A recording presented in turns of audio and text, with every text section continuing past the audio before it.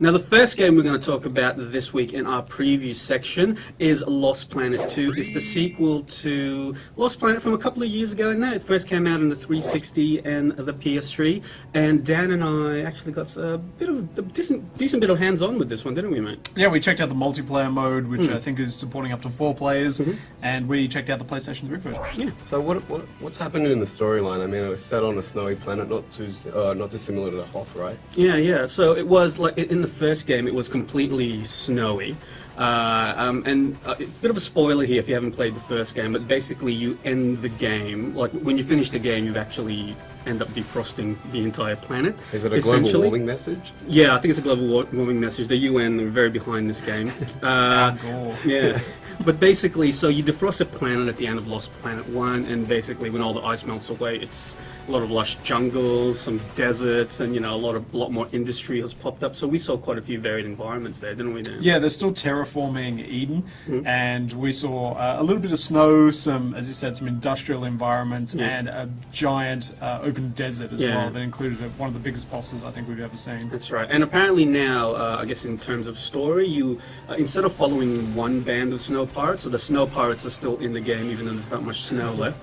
So I think they're just smaller bands. Yeah, It's they might pirates. just be pirates now. But basically, there are all these different bands of pirates, and you actually follow different groups throughout the storyline. So you switch from one to the other, as opposed to the first one, you basically followed one main group. Do the mechs control any differently in this time around? I mean, the mechs played a big part in the combat of the first game.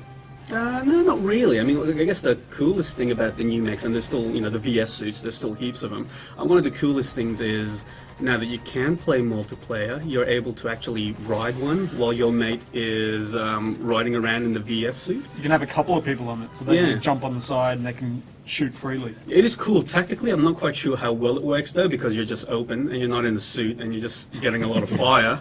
So we'll have to see how that actually works. So that's a co-op mode then, or competitive? All the multiplayer in this is basically co-op. So there's 4-player co-op play, which is, I guess, the big thing. You can play the entire campaign with 3 other friends, and essentially everyone is the same. So there's no real, I guess. There's no class There's system no or classes. I think you can sort of change loadouts and that type of thing, but everyone basically plays in exactly the same way. What about on the control side of things? How does it feel? Very similar to Lost Planet. You're still using your analog sticks to move around. You'll still be able to do iron sight style shooting. Other than that, you'll still be able to pick up items, drop them at will. We saw some shields, we saw some handguns, some shotguns, the usual array of weapons, and you'll be able to pull the ones off the mech as well, pick those up for giant shotguns or lasers. Hey, did you already talk about the grappling hook thing that's No, we in this haven't game yet. as well? Yeah, so one of the big hooks of the last one.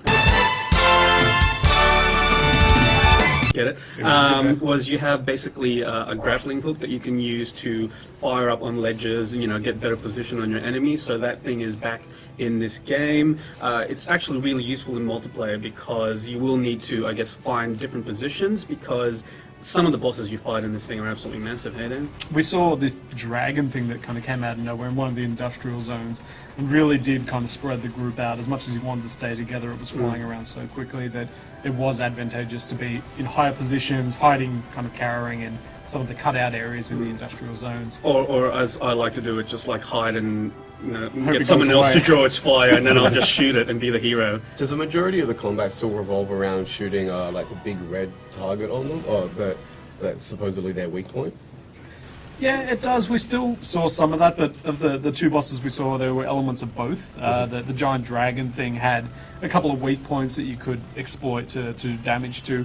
The second boss that we saw didn't have any weak points at all. You actually had to use the environment itself to shoot barrels off a moving train, which would then kind of follow behind and crash into the boss to do damage to it. Trips him over. Yeah. And then that actually required a lot of teamwork because basically the barrels on the train were joined by different couplings. So if you had to time it just right, that you had to blow up the couplings on the different sides. So a lot of cooperation was needed to actually get that one successfully done, and we had to do it A couple of times. Didn't we? Yeah. There's always a hero. Yeah. So word on the street is that there may be a high 5 button in this game. Confirm or deny?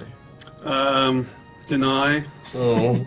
Sadly, yeah. We're hoping that it will be DLC. for later down the track. But there is an interesting, I guess, element to this as well, because Capcom has put in some skins from other characters from different games. So you have Wesker from Resident Evil 5, and you have Marcus and Dom from Gears of War 2. Yep. Will they be in the PlayStation version as well? Well, it hasn't been confirmed about Marcus and Dom, but you'd think that, 360 exclusive characters ending up on a PS3 version. Probably not likely. Yeah, maybe not. Alrighty, so when's this one out, guys?